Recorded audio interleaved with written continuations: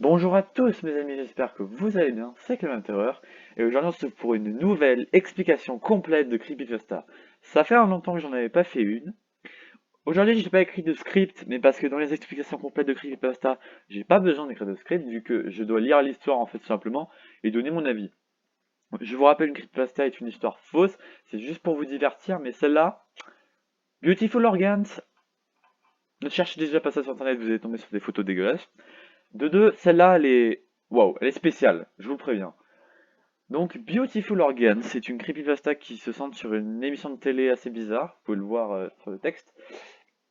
Et du coup, voilà, je vais la lire, je vais vous mettre une petite ambiance creepy, posez-vous dans votre chambre, dans votre lit, prenez un truc à grailler, éteignez les lumières ou fermez les volets, et on y va. Beautiful Organs. Personne ne doit connaître cette série, c'est normal, elle a été arrêtée au bout d'un mois. Cette série purement française passait sur Cartoon Network, vers les alentours de 2 à 3 heures du matin. Apparemment, je suis l'un des seuls à avoir vu cette série, et à vrai dire, je suis plus content de savoir qu'elle passait à ces heures-ci. Beautiful Organs, c'est le nom de cette série.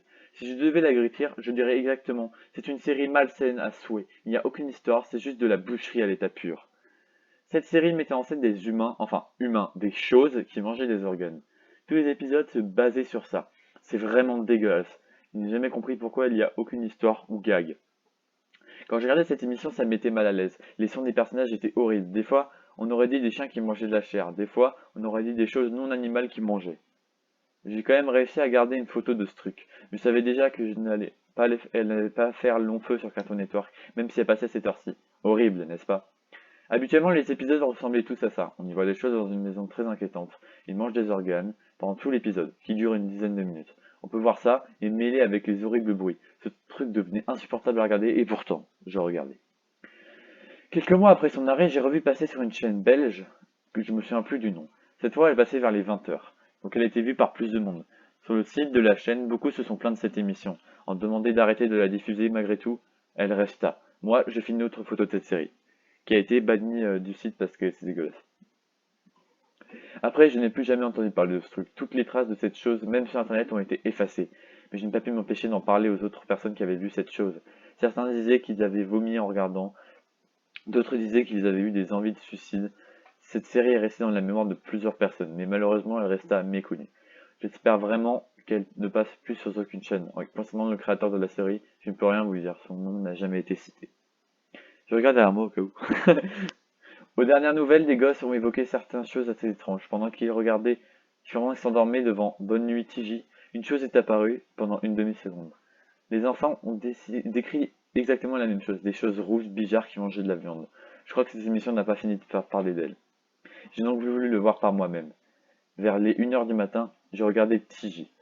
J'allais m'endormir quand je vis une image qui dura à peine une seconde. C'était l'une des choses qui mangeait un organe devant la caméra, avec un son à vous glacer le sang.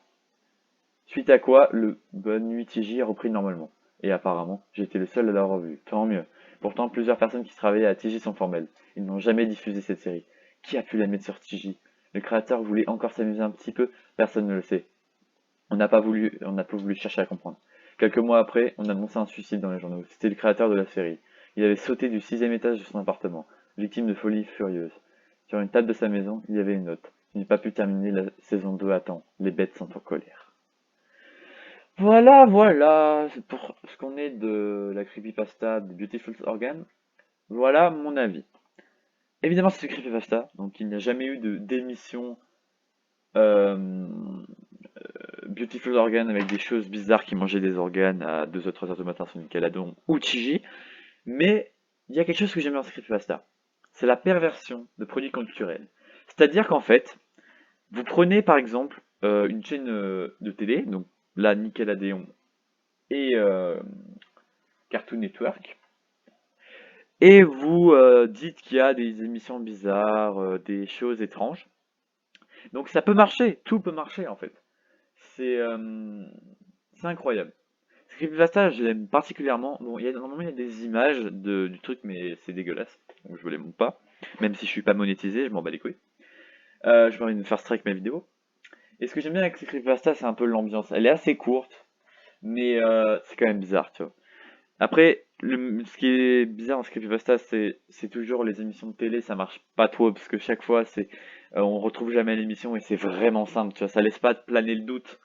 Alors que par exemple, la creepypasta d'Herobrine, par exemple, on dit que Herobrine il rôde, tu vois. Alors que là, à l'émission, on dit direct que que ça existe plus. Enfin, c'est pas ouf comme creepypasta. Enfin, elle est pas ouf dans le sens où tu sais que c'est faux, quoi. Parce que t'as des creepypasta où il y a beaucoup de gens qui croient que c'est vrai. Moi, Herobrine, quand j'avais 8 ans, j'y croyais à mort. Et du coup, voilà, ça crée un peu de mystère et voilà. Voilà, donc merci d'avoir regardé cette vidéo. Franchement, j'espère que vous verrez pas des émissions comme ça, parce que c'est vrai que ça fait un peu flipper quand même. Donc moi, je vous souhaite une bonne journée. Like et abonne-toi, et on se retrouve à la prochaine. Ciao!